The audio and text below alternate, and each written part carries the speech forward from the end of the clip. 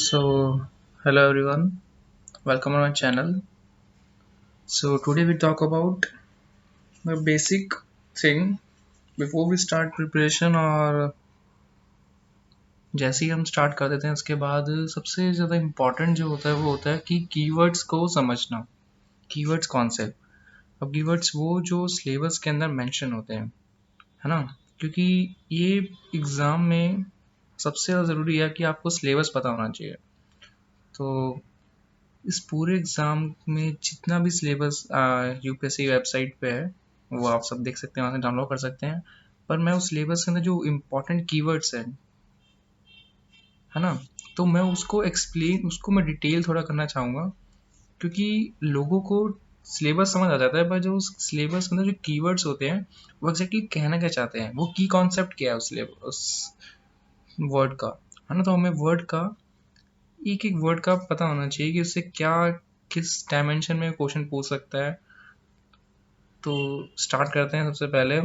तो ये ठीक है। तो first we talk about the general studies paper one.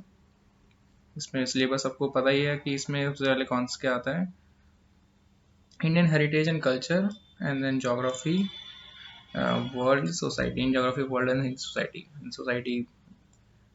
तो सब कर लेते हैं, वो भी आसान होता है, इतना कुछ इसमें कीवर्ड है नहीं। ठीक है। तो फर्स्ट ये है art and culture, salient features of art and literature and architecture from Asian to modern India.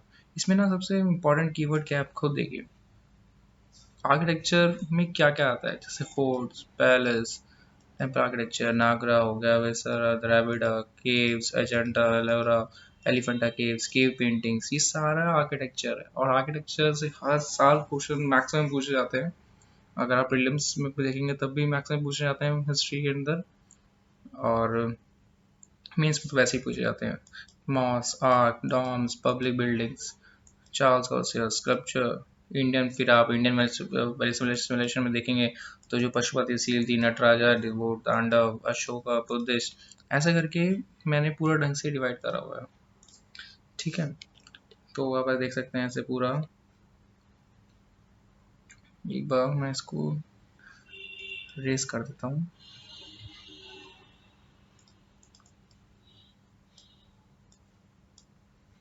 है ना। तो आप इसका स्क्रीनशॉट ले लीजिए और फिर बाद में आराम से पढ़ लेना। फिर हम आगे चलते हैं ऐसे करके, यहाँ पे मुन्नार पेंटिंग्स हो गई, अजंता एलोरा हो गई, हाथी गुफा हो गई, ये सब इन इम्पोर्टेंट टॉपिक्स है आर्ट एंड कल्चर हिस्ट्री के। ये पता होने चाहिए बेसिकली हमको।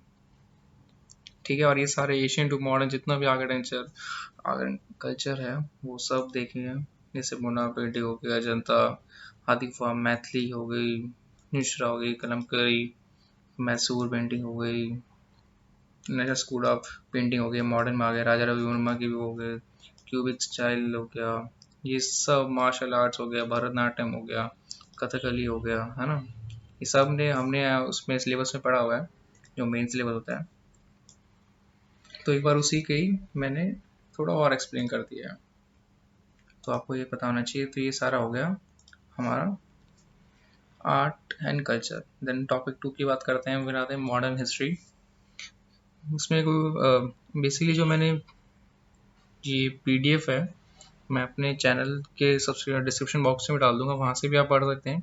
और ऊपर ऊपर से मैं बता देता हूँ कि इसमें इम्पोर्टेंट क्या है। जैसे मॉडर्न हिस्ट्री है, टॉपिक टू हम ले लेते हैं मॉडर्न हिस्ट्री, GS1, ये सबको पता है। ठीक है। देन मॉडर्न हिस्ट्री में जो फेमस पर्सनैलिटी ऐसे इवेंट्स हुए हैं, इश्यूज हुए हैं, ये सब हमें पता होना चाहिए। तो उसमें भी अगर आप पूछेंगे कि पर्सनैलिटी कौन से, अगर आप पूछेंगे कि सबसे इम्पोर्टेंट जो पर्सनैलिटी है उसके बारे में हमें कहा, मतलब कौन कौन सी पर्सनैलिटी जो इम्पोर्टेंट, जैसे यहाँ पे आप देख सकते हैं इंडियन ऐसा है, राजा मोहन रॉय, ईश्वर विद्यासागर, इनने जो कास्ट मूवमेंट स्टार्ट करी थी, है ना। कॉर्नवालिस हो गए, सारे जितने भी वॉइस रेजन गवर्नर जनरल थे। वैसे गवर्नर जनरल पता नहीं होना चाहिए, वॉइस जो 1857 रिवोल्ट के बाद स्टार्ट हुए थे वो हमें पता होने चाहिए, मैक्सिमम क्वेश्चन वहीं से बनते हैं, तो वो पता होना चाहिए। देन इसके बाद हम देखते हैं जो भी इम्पोर्टेंट है, सत्याग्रह हुआ है, कम्युनलिज्म हो गया, ट्रस्टशिप हो गया, गांधी फिलॉसफी, सत्याग्रह, ये सब इम्पोर्टेंट है। अभी इसमें भी यहाँ पे अब जो इम्पोर्टेंट पर्सनालिटीज़ है जैसे कि गांधी, जवाहरलाल नेहरू, गांधी टैगोर, गांधी अम्बेडकर, हमें इनके डिफरेंस भी बताने चाहिए। गांधी के थॉट्स क्या थे, अम्बेडकर के थॉट्स क्या थे, गांधी क्यों अगेंस्ट थे सेपरेट इलेक्टोरेट के, अम्बेडकर क्यों सेपरेट इलेक्टोरेट चाहते थे for schedule caste and lower caste, जैसे दलित कह सकते हैं बेसिकली हम। तो ये सारी चीज़ हमें पता होनी चाहिए। इसमें टॉपिक 2 था ये modern India, first art and culture, ठीक है।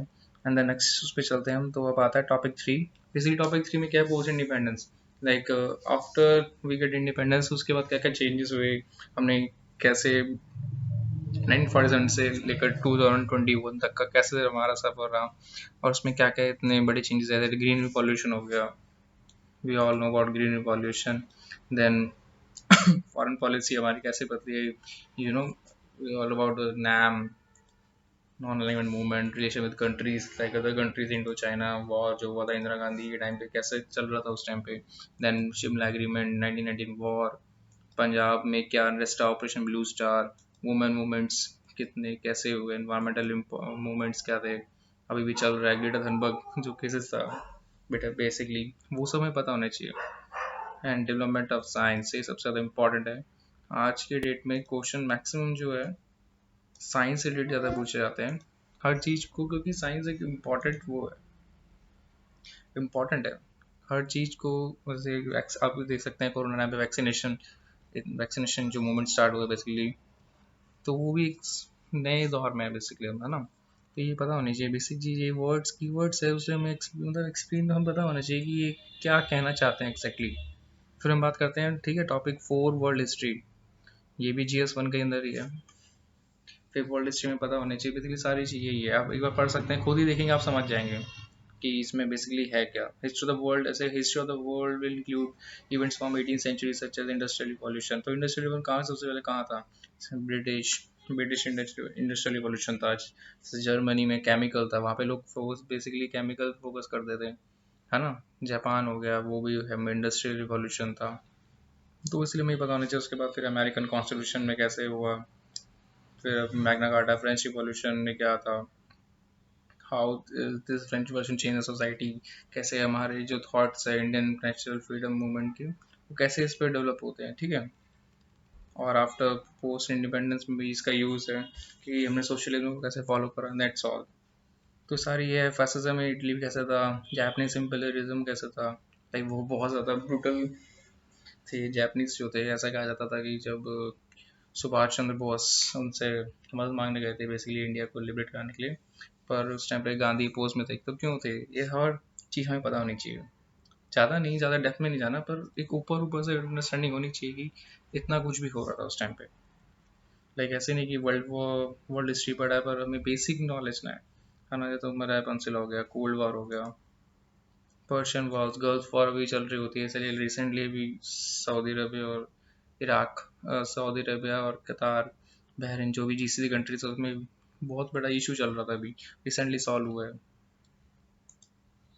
है ना। फिर हम बात करते हैं GS1 में इंडियन हिस्ट्री, इंडियन सोसाइटी, है ना। तो इसमें भी अब जैसे जो इंडियन सोसाइटी है, डाइवर्सिटी है, रोल ऑफ वुमेन सबसे ज़्यादा important, women organisation, population, poverty, urbanisation, their problem, social empowerment, सारी चीज़ें बेसिक कॉन्सेप्ट से कोई मुश्किल नहीं है। आप एक देखेंगे कास्ट सिस्टम, जैसे इसमें कीवर्ड जो है इस बेसिकली फ्रेज में वो है कि कास्ट सिस्टम क्या है, रिलीजन का इशू क्या है, कम्युनिज्म क्या है, कास्ट सिस्टम, कास्ट बेस्ड हो गया, मैरिज, डाइवोर्स, जो इंपॉर्टेंट पॉइंट चल रहे हैं अभी, urban population, rural population, tribal, global culture, है ना, women empowerment, social sex ratio, poverty, poverty line, basically कौन कौन से इंडेक्सेस है जो उसको शो करते हैं।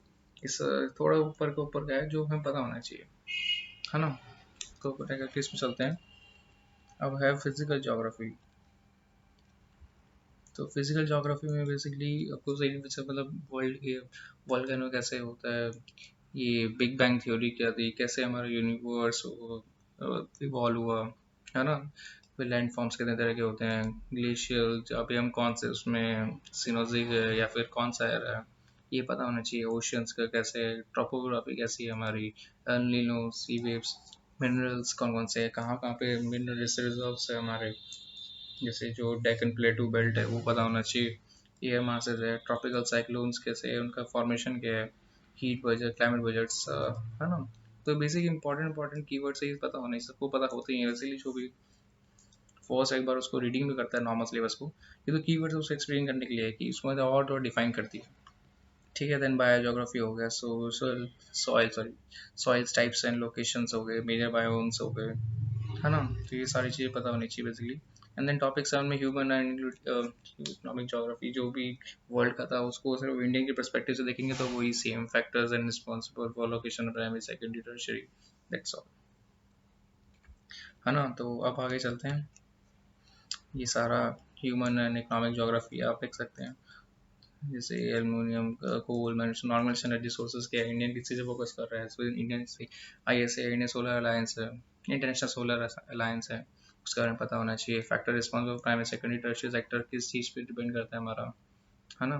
तो वैसे ही है, इंडियन एग्रीकल्चर है, population growth, distribution, demography, dividend क्या है बेसिकली, जो जैसे हम बोलते हैं एस्पिरेशनल डिस्ट्रिक्ट्स में बेसिकली प्रॉब्लम्स क्या है। ठीक है, झारखंड में बेसिकली कौन सा मिनरल है वो मैक्सिमम रिसोर्सेज है, इंडिया में सबसे ज़्यादा कहाँ पे कॉटन, जूट, वुड इनकी वो है, प्रोडक्शन हाई है। तो ये पता होना चाहिए बेसिकली। ठीक है, तो ये था सारा GS1। GS2 का हम कल देखेंगे।